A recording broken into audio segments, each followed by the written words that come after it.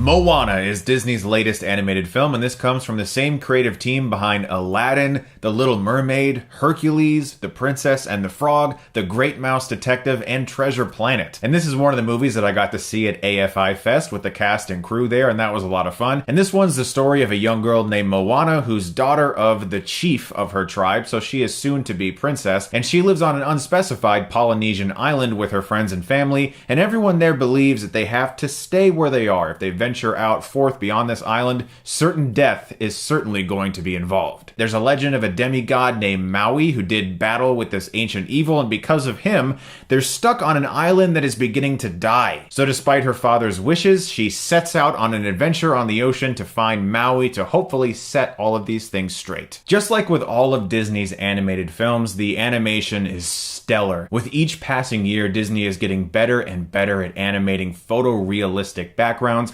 especially the ocean. It felt like I could reach into the screen and touch these things. That's how good it is. The music in Moana is also some of the best Disney's produced recently. There's one song in this movie that's destined to be the next Let It Go.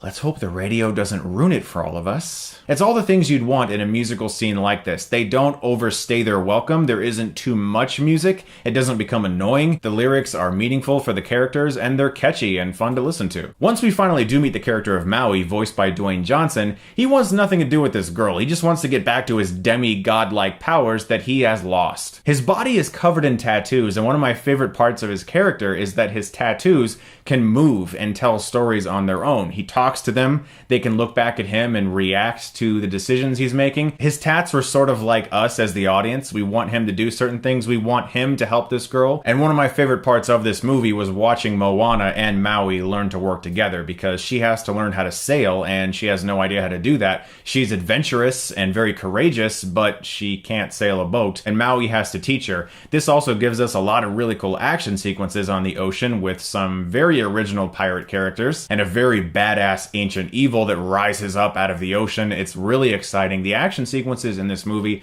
are very thrilling. This is a really fun Disney movie with all of the things you'd want in a Disney film. Great animation, good voice work, good songs, a good moral, a good message, all of those things that you need in a Disney animation like this, but at the same time, I wouldn't say it's as good as another film that came out this year by Disney called Zootopia, because Moana doesn't really have as much on its mind. Its story is just really exciting and fun, and there's nothing wrong with that, but Zootopia had very mature themes that film explored, and it made me think, and it made me want to see it again and again and again. Moana, I could see myself watching every here and there because it's, as I said, an extremely entertaining movie with catchy music and great voice acting, and it looks amazing, but there just isn't that much under the surface.